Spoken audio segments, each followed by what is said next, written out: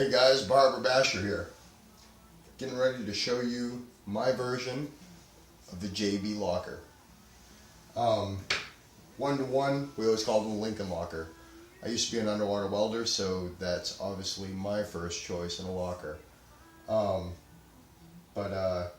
have had this in my machine for 3 weeks, and I have put 35 to 40 runs through it. Most of them success, probably 25 to 30 runs success anyways. And I've only had one break. There's the output shaft, which is a pretty hardy piece of equipment, you know. It's made pretty well. So that failed, my locker didn't. So I was really sort of happy about that. Does that sound right? That failing is my fault. I lost my screw shaft. I had 6S, two-wheel drive, with an audience. What do you think happened? Yeah. So, anyways, I'm going to be doing a variety of mods. I'm going to break them down and show you how I do things and why I do them. And we'll kick it off right now.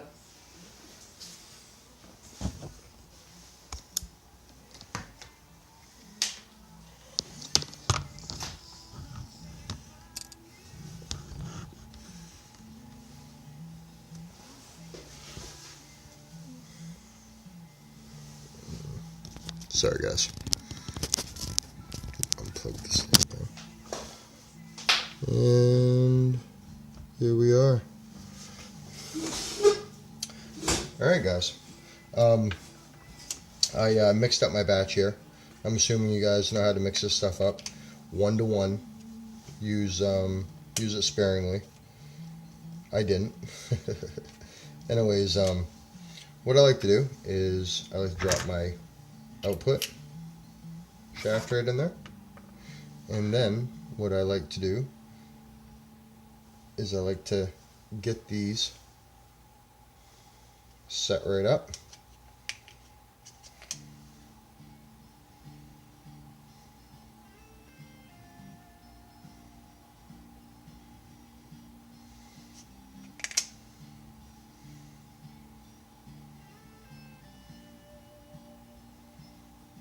and I'm out of nitrile gloves, but I'm not too worried about it. Boop. Drop that little honey right in there.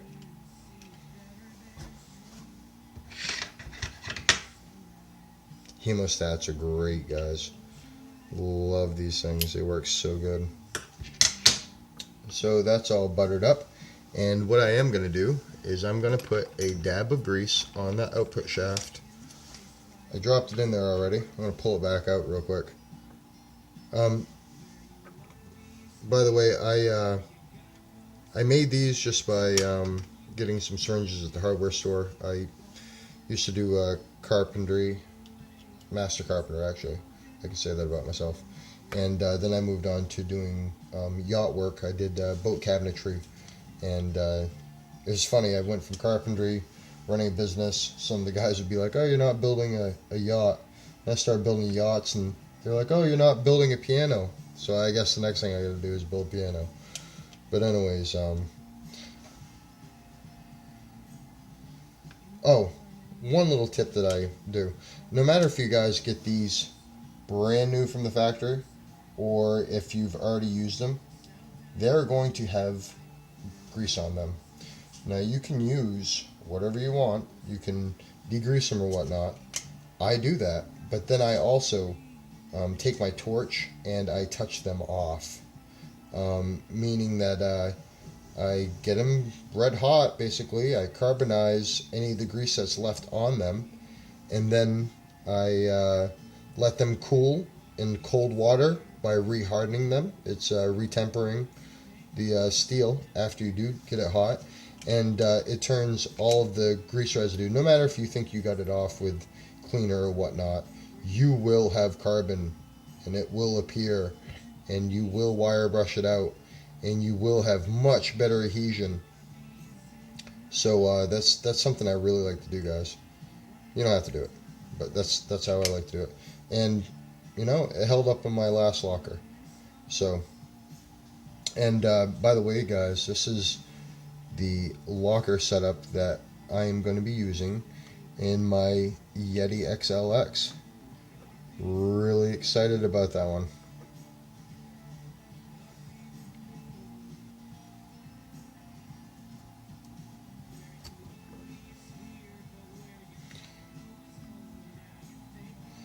And this case was previously used, so it has grease.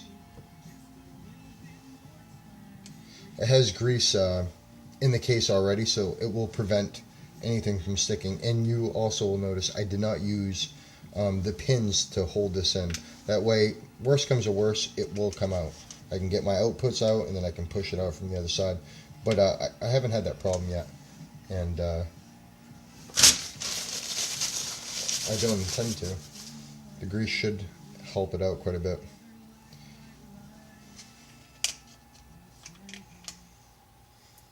And this is actually a little different than how I did it, guys. This is a one-shot deal that I'm doing here. I didn't do that when I did my first set. What I did is I assembled it, and then I just put JB Weld on the contact areas. I didn't go and bathe all the internal parts with JB Weld. With that being said, what I did is I waited for it to set up and cure on its spots where it was just its contact points, and then I went and filled in everything afterwards, and I was able to butter it up and smooth it right out, and it came out pretty nice. And honestly, guys, that's the way that I would rather do this, but I did this just for video's sake for you guys, and also, you know, sometimes it drive me crazy when I would be building houses and these engineers would over design, I mean just serious overkill on these houses, and it's like, well, you know, if we put a 8-foot wide effing metal I-beam here, of course it's going to hold. I mean, it didn't take a degree to know that, you know what I mean, guys? They cover their ass by overbuilding shit, and I love overbuilding stuff. There's nothing wrong with it, but when you just go overboard, that's just where you get into problems, you know. Anyways, I'm rambling. Sorry. One of the other tips that I wanted to point out, I can explain to you while I'm doing this, is when I'm filling these diff caps with fluid when I'm running an open diff, I have ran into the issue where I've had broken screws, and the broken screws were caused by me. What was happening is I didn't want a bunch of air inside my case.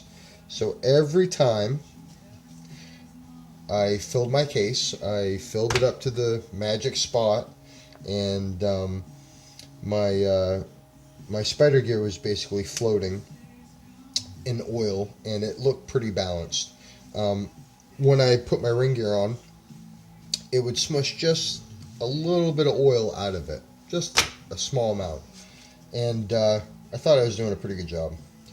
Well, what was happening is when the ring gear got closer and closer, it captured all of the oil in there in the vessel inside the diff cup, and then what it did is it created hydraulic pressure, and that hydraulic pressure wreaked absolute hell on my bolts. What it is, it caused them to break.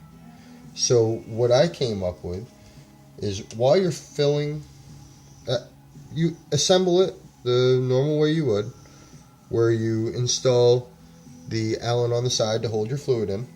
Go ahead and assemble it, fill it up with fluid, and then right at the last second, right when you get all 4 of your ring gear screws just so they have contact where they touch the ring gear and it's just starting to cinch them down, stop right there. Turn your diff cup like this. Take that Allen screw out and finish tightening them in a crisscross circular pattern, and you'll notice every little minute thread will actually make more fluid bubble out of there. After that's done, dip a Q-tip in it, make sure you remove the excess for when you put that plug back in. Then you got something that has been bled. It is basically air free, but yet it's not creating crazy amounts of hydraulic pressure causing your shims to burn out, which I think might have happened, your seals to go, or screws to break.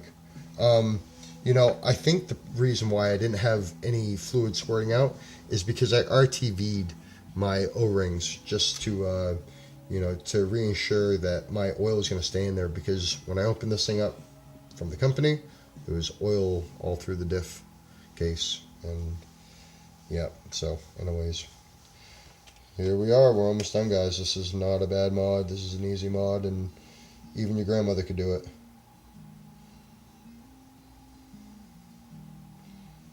And like I said, I was really happy with this. This was